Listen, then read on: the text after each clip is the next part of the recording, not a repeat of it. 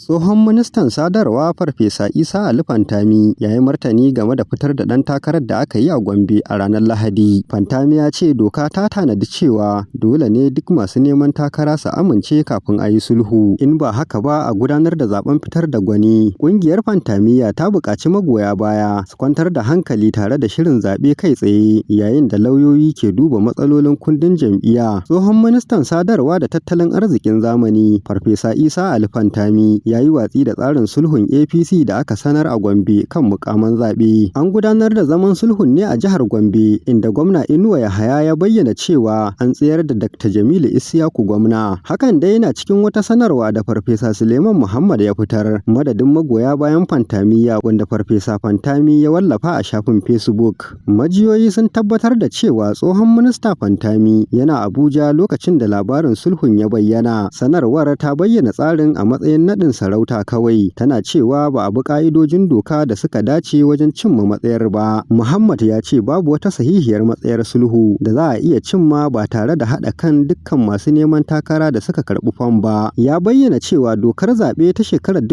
2022 ta fayyace hanyoyin tantance 'yan takara, ciki har da sulhu ko kuma zaɓen fitar da gwani kai tsaye. A cewarsa, idan ɗan takara guda ya ƙi janyewa daga takara, wajibi ne jam'iyya ta koma tsarin zaɓen fidda gwani kai tsaye. Ƙungiyar Fantamiya ta kuma buƙaci magoya baya su kasance masu bin doka da oda, duk da abin da ta kira rashin adalci da karya ƙa'idoji wanda ya sosawa masoyan tsohon ministan rai. Sanarwar ta ce tsarin sulhu da aka gabatar ya saɓawa dokar ƙasa, umarnin shugabannin APC da kuma umarnin shugaban ƙasa Bola Ahmed Tinubu. Ƙungiyar ta ƙara da cewa lauyoyi suna aiki kan matsalolin da suka shafi kundin rajistar mambobin jam'iyyar APC a Gombe a halin yanzu. Daga ƙarshe ta buƙaci magoya bayan Fantami su shirya domin yiwuwar gudanar da zaben fidda gwani kai tsaye a cikin jam'iyyar APC. Abbas Yakubu Yaura, Yaura TV.